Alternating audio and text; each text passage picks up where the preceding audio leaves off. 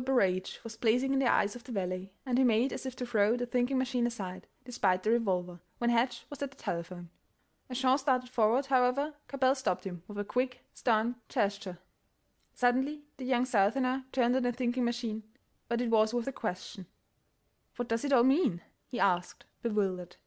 "It means that the man there," and the thinking machine indicated the valet by a nod of his head, "is a murderer, that he killed Louisa Renier, that he shot Weldon Henley on Boston Common, and that, with the aid of Miss Renier, he had 4 times previously attempted to kill Mr. Henley. Is he coming, Mr. Hatch?" "Yes," was the reply. "He says he'll be here directly." "Do you deny it?" demanded the thinking machine of the valet. "I've done nothing," said the valet sullenly. "I'm going out of here." Like an infuriated animal he rushed forward. Hatch and Cabell seized him and bore him to the floor. There, after a frantic struggle, he was bound, and the other 3 men sat down to wait for Detective Mallory.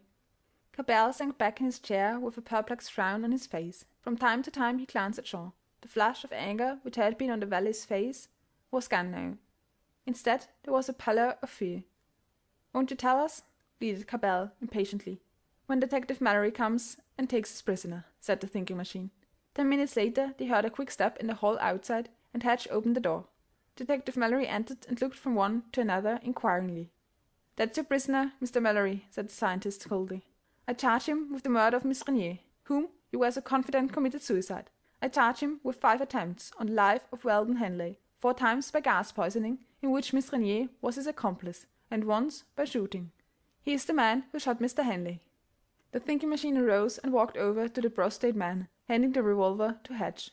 He glared down at Jean fiercely. "Will you tell how you did it, or shall I?" he demanded. His answer was a sullen, defiant glare. He turned and picked up the square mirror which the valet had produced previously.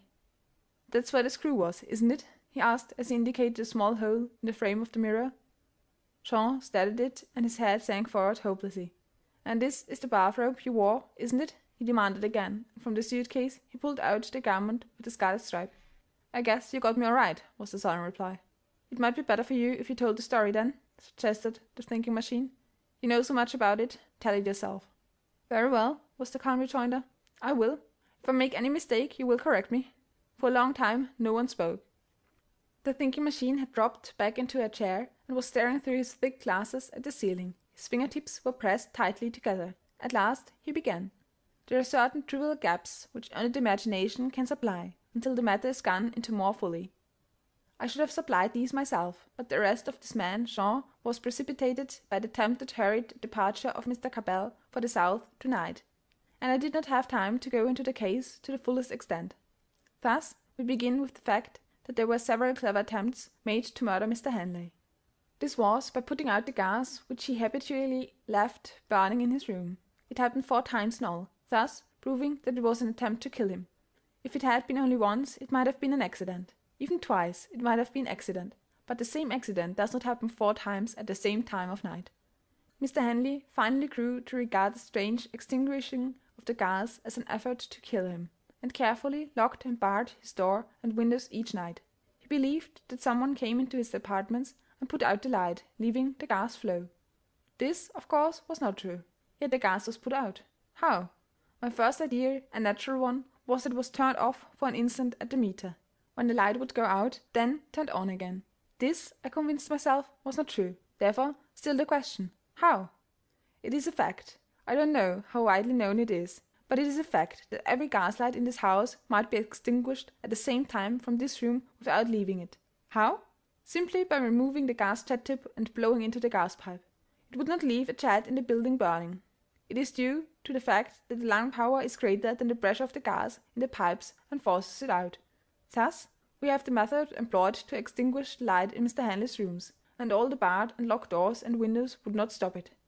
At the same time it threatened the life of every other person in the house, that is, every other person who used gas. It was probably for this reason that the attempt was always made late at night. I should say 3 or 4 o'clock. That's when it was done, isn't it? He asked suddenly of the valet. Staring at the thinking machine in open-mouthed astonishment, the valet noted his acquiescence, before he was fully aware of it. "Yes, that's right," the thinking machine resumed complacently. "This was easily found out, comparatively. The next question was how was a watch kept on Mr. Henley? It would have done no good to extinguish the gas before he was asleep, or to have turned it on when he was not in his rooms. It might have led to a speedy discovery of just how the thing was done. There's a spring lock on the door of Mr. Henley's apartment, therefore it would have been impossible for anyone to peer through the keyhole. There are no cracks through which one might see. How was this watch kept? How was the plotter to satisfy himself positively of the time when Mr. Henley was asleep? How was it that the gas was put out at no time of the score or more nights Mr. Henley himself kept watch? Obviously he was watched through a window. No one could climb out on the window ledge and look into Mr. Henley's apartments. No one could see into the apartment from the street. That is, could see whether Mr. Henley was asleep or even in bed. They could see the light. Watch was kept with the aid offered by the flagpole, supplemented with a mirror. This mirror. A screw was driven into the frame. It has been removed now. It was swung on the flagpole rope and pulled out to the end of the pole, facing the building. To a man standing in the hall window of the third floor, it offered precisely the angle necessary to reflect the interior of Mr. Henley's suite, possibly even showed him in bed through a narrow opening in the curtain. There is no shade on the windows of that suite. Heavy curtains instead. Is that right? Again the prisoner was surprised into a mute acquiescence. I saw the possibility of these things, and I saw, too, that at 3 or 4 o'clock in the morning it would be perfectly possible for a person to move about the upper halls of this house without being seen.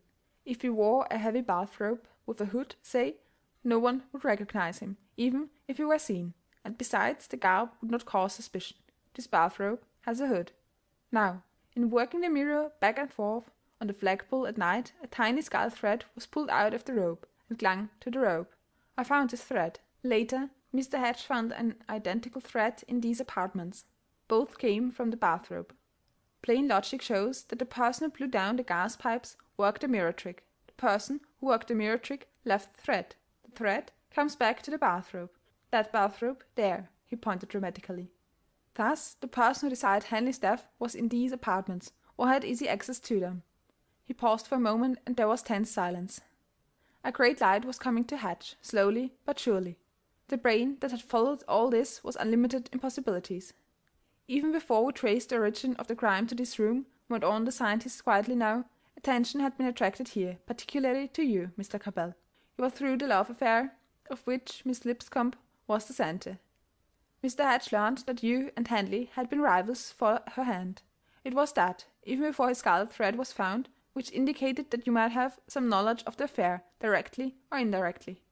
You are not a malicious or revengeful man, Mr. Cabell, but you are hot-tempered, extremely so. You demonstrated that just now, when angry and not understanding, but feeling that your honor was at stake, you shot a hole in the floor. What? Asked Detective Mallory. A little accident, explained the thinking machine quickly. Not being a malicious or revengeful man, you're not the man to deliberately go ahead and make elaborate plans for the murder of Henley. In a moment of passion, you might have killed him, but never deliberately, as the result of premeditation. Besides, you were out of town. Who was then in these apartments? Who had access to these apartments? Who might have used your bathrobe? Your valet, possibly Miss Austen. Which? Now, let's see how we reach this conclusion, which led to the valet. Miss Renier was found dead. It was not suicide. How did I know? Because she had been reading with the gaslight at its full. If she had been reading by the gaslight, how was it then that it went out and suffocated her before she could arise and shut it off? Obviously, she must have fallen asleep over a book and left the light burning. If she was in the spot to kill Henley, why did she light the jet in her room? There might have been some defect in the electric bulb in her room, which she had just discovered. Therefore, she lighted the gas, intending to extinguish it, turn it off entirely, later. But she fell asleep. Therefore, when the valet here blew into the pipe, intending to kill Mr. Henley, he unwittingly killed the woman he loved, Miss Renier. It was perfectly possible, meanwhile, that she did not know of the attempt to be made that particular night, although she had participated in the others, knowing that Henley had night after night sat up to watch the light in his rooms. The facts, as I knew them, showed no connection between Miss Renier and this man at that time, nor any connection between Miss Renier and Henley. It might have been that the person who blew the gas out of the pipe from the rooms knew nothing whatever of Miss Renier, just as he didn't know who else he might have killed in the building. But I had her death and the manner of it. I had eliminated you, Mr. Cabell. Therefore there remained Miss Austen and the valet. Miss Austen was eccentric, insane, if you will. Would she have any motive for killing Henley? I could imagine none. Love? Probably not. Money? They had nothing in common on that ground. What? Nothing, that I could see.